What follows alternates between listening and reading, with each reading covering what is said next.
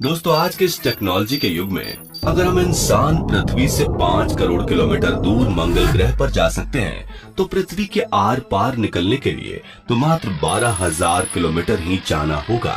इसके लिए पृथ्वी का सबसे गहरा खड्डा वैज्ञानिकों द्वारा खोदा गया है जिसका नाम है कोला सुपर डीप होल। इसकी गहराई 12 किलोमीटर है। लेकिन आखिरकार ऐसा क्या हुआ कि वैज्ञानिकों ने इस होल को मात्र 12 किलोमीटर खोद कर ही रुक गए।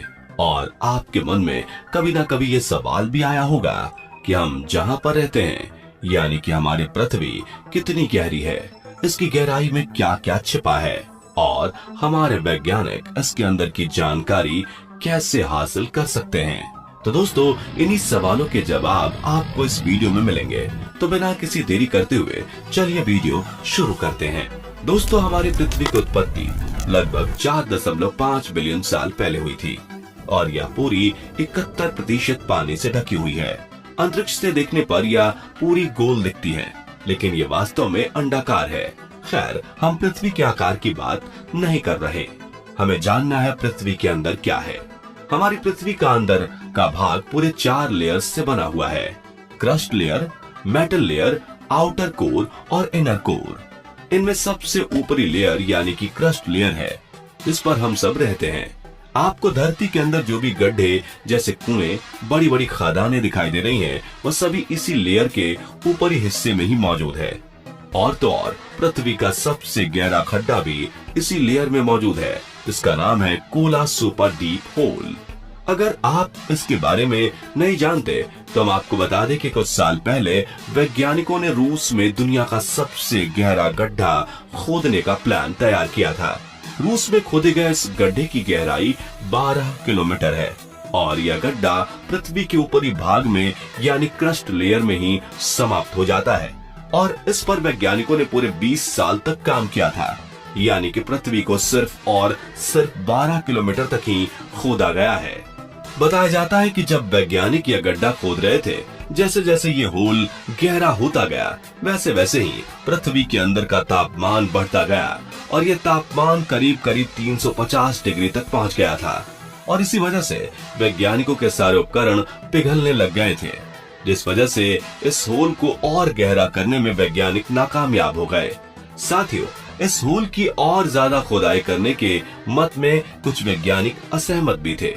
उनका मानना था कि पृथ्वी का चुंबकीय क्षेत्र भी पृथ्वी के सेंटर पॉइंट से उत्पन्न होता है। अगर ये होल पृथ्वी के आर पार कर दिया गया तो हो सकता है कि पृथ्वी पर बनने वाला ये चुंबकीय क्षेत्र नष्ट हो जाए और पृथ्वी के अपने चुंबकीय क्षेत्र का गुण खो देने से क्या होगा, इस विनाश के बारे में हम सोच भी नहीं सकते।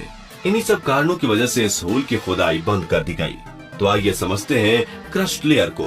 दोस्तों क्रस्ट लेयर 2 भागों में बटा है। पहला है ओसेनिक क्रस्ट यानी कि जिस पर समुद्र है और दूसरा भाग है कॉन्टिनेंटल क्रस्ट जिस पर पूरा ठोस भाग यानी धरातल बना हुआ है। इस लेयर की गहराई 100 किलोमीटर तक है और इसका टेम्परेचर 500 से 1000 डिग्री सेल्सियस तक रहता है। धरती पर आने वाले भूकंप और महाद्वीपों में होने वाली हलचल के पीछे यही लेयर जिम्मेदार है। इस लेयर में धरातलीय जल, पथरीली चट्टानें, सिलिका और कई धातुएं मौजूद हैं जिनको हम निकाल कर यूज करते हैं। अब जानते हैं धरती की दूसरी लेयर यानी कि मेटल लेयर के बारे में। क्रस्ट लेयर से आगे बढ़ने पर आती है मेटल लेयर जिसकी मोटाई 100 किलोमीटर से शुरू होकर 2890 किलोमीटर गहराई तक फैली हुई है। पृथ्वी का यह मेटल भाग बेहद गाढ़ा गर्म लावा है और इसका तापमान 4000 डिग्री सेल्सियस से 5000 डिग्री सेल्सियस तक है और यहाँ संवहनीय धाराएं चलती हैं।